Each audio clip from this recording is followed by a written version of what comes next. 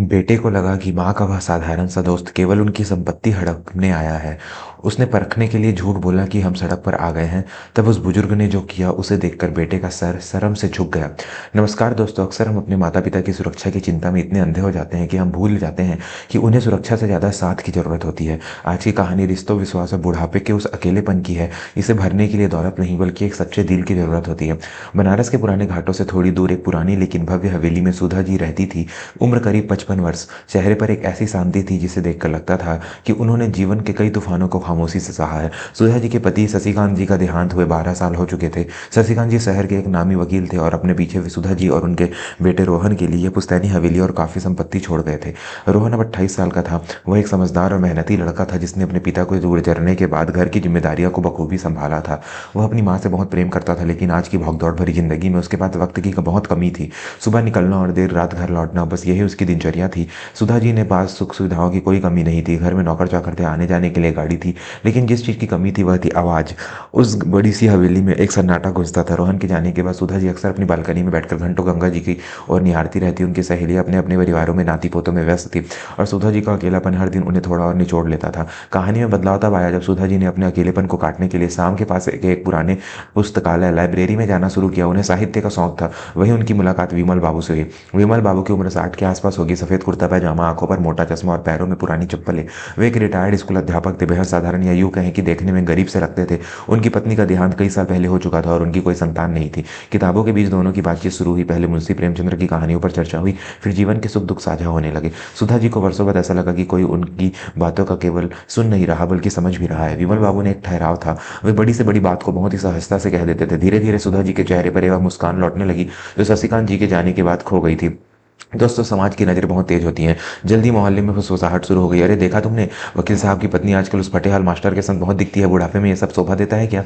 जैसी बातें हवा में तैरने लगी। ये बातें रोहन के कानों तक भी पहुंची। पहले तो उसने नजरअंदाज किया, लेकिन एक दिन जब वह बस दफ्तर से जल्दी घर लौटा तो उसने देखा कि विमल बाबू उनके घर के बगीचे में बैठे सुधा जी के साथ चाय पी रहे थे और हंस रहे थे। रोहन को यह दृश्य बिल्कुल नहीं भाया। उसने विमल बाबू की साधारण वेशभूषा और अपनी उनकी माँ की अमीरी के बीच का अंतर खटकने लगा। उसे लगा कि कहीं यह आदमी उनकी माँ के भोलेपन का फायदा तो नहीं उठा रहा। दुनियादारी की समझ रखने वाले रोहन के दिमाग में शक का कीड़ा रेंगने लगा। उसे लगा कि एक अकेला बुजुर्ग एक अमीर विधवा महिला के करीब आ रहा है तो निश्चित ही उसकी नज़र जायदाद पर होगी। माई अंकल कौन है और आजकल आप इनके साथ काफ़ी वक्त बिता रही हैं? उस रात खाने की मेज पर रोहन ने कड़े स्वर में पूछा। सुधा जी ने सहजता से उत्तर दिया, "ये विमल जी है बेटा, बहुत ही सुलझे हुए इंसान है। अकेले हैं तो हम दोनों बस किताबों और जीवन की बातें कर लेते हैं, मन हल्का हो जाता है।" रोहन ने तंज कसते हुए कहा, "माँ, आप बहुत भोली हैं। आजकल लोग बातें बात में करते हैं और सामने वाले की तिजोरी पर नजर पहले रखते हैं। आप देख नहीं रही उनकी हालत, फटे हाल कपड़े पहनते हैं और आप शहर के सबसे अमीर घराने की मालकिन है। मुझे यह सब ठीक नहीं लग रहा।" सुधा जी ने निवाला हाथ से रख दिया। "रोहन, हर रिश्ते को नफे नुकसान के तराजू में नहीं तौला जाता। विमल जी ने आज तक मुझसे 1 रुपए की मदद नहीं मांगी। उन्हें मेरे पैसों से कोई लेना देना नहीं है।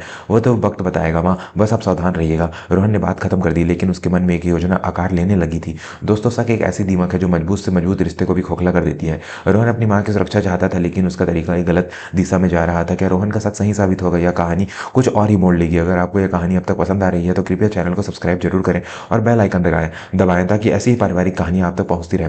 अगले कुछ दिनों तक रोहन ने विमल बाबू के बारे में जानकारी निकाली। पता चला कि वे किराए के एक छोटे से मकान में रहते हैं और अपनी पेंशन से गुजारा करते हैं। रोहन का शक यकीन में बदलने लगा। उसे लगा कि यह आदमी बुढ़ापा सुरक्षित करने के लिए मेरी माँ को सीढ़ी बना रहा है।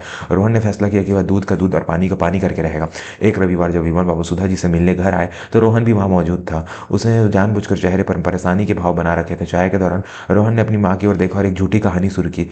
"माँ, मुझे आपसे बहुत एक जरूरी बात करनी है, दुखद बात करनी है। मैं कई दिनों से हिम्मत नहीं जुटा पा रहा था।" रोहन ने सिर झुकाकर कहा। सुधा जी घबरा गई। "क्या हुआ बेटा, सब ठीक तो है?" रोहन ने विमल बाबू की ओर तिरछी नजर से देखा, या जानने के लिए उनकी प्रतिक्रिया क्या होगी। फिर वह बोला, "नहीं माँ, कुछ भी ठीक नहीं है। व्यापार में मुझे बहुत बड़ा घाटा हुआ है, इतना बड़ा कि हम कर्ज में डूब चुके हैं। वकीलों ने कहा है कि कर्ज चुकाने के लिए हम यह हवेली, आपके जेवर और सारी जमा पूंजी बेचनी पड़ेगी। हो सकता है अगले महीने हमें किराए के मकान में शिफ्ट होना पड़े। हमारे पास अब कुछ भी नहीं बचा।"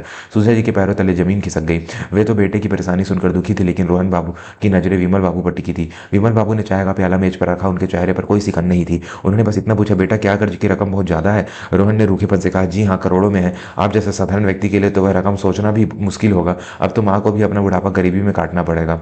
विमल बाबू कुछ पल शांत रहे, फिर वह अपनी जगह से उठे उन्होंने सुधा जी की ओर देखा और बोले, सुधा जी, समय बलवान है, धीरे रखिएगा, मैं चलता हूँ। विमल बाबू वहां से चले गए। रोहन के चेहरे पर एक विजय मुस्कान आ गई। जैसे ही दरवाजा बंद हुआ, रोहन बोला, देखा माँ, सुना कि पैसा खत्म हो गया है तो कैसे पतली गली से निकल लिए। न कोई मदद की पेशकश, न कोई सांत्वना, बस मैं चलता हूँ। मैंने कहता था ना कि ये लोग सिर्फ पैसे के सगे होते हैं। सुधा जी की आंसू में आंसू थे। उन्हें पैसे जाने का गम नहीं था। उन्हें दुख इस बात का था कि जिस व्यक्ति को उन्होंने अपना हमदर्द समझा वह सच में इतना निष्ठुर निकला। उस रात सुधा जी सो नहीं पाई। उन्हें लगा कि शायद रोहन सही कह रहा था, दुनिया में निस्वार्थ प्रेम अब बचा ही नहीं है। 2 दिन बीत गए। विमल बाबू न पुस्तकालय आए न घर। रोहन अपनी जीत पर खुश था कि उसने अपनी माँ को एक ठग से बचा लिया। लेकिन तीसरे दिन सुबह सुबह दरवाजे की घंटी बजी। नौकर ने दरवाजा खोला तो सामने विमल बाबू खड़े थे। उनके हाथ में एक पुराना घिसा हुआ कपड़े का थैला था। वे सीधे अंदर आया जहाँ रोहन और सुधा जी नाश्ता कर रहे थे। रोहन ने उन्हें देखकर तंज कसा, अरे अंकल, आप फिर आ गए। मैंने तो बताया था ना कि हमारे पास अब आपको खिलाने पिलाने के लिए कुछ नहीं बचा है। विमल बाबू ने रोहन की कड़वी बातों को कोई जवाब नहीं दिया। वे चुपचाप मेज के पास आए और वह थैला पलट दिया। उसमें से कुछ गहने, बैंक की पासबुक और कुछ नकद गड्डियां मेज पर गिर पड़ी। साथ में एक पुराना पीला पड़ा हुआ कागज भी था, उनके पुश्तैनी गांव की जमीन के कागज।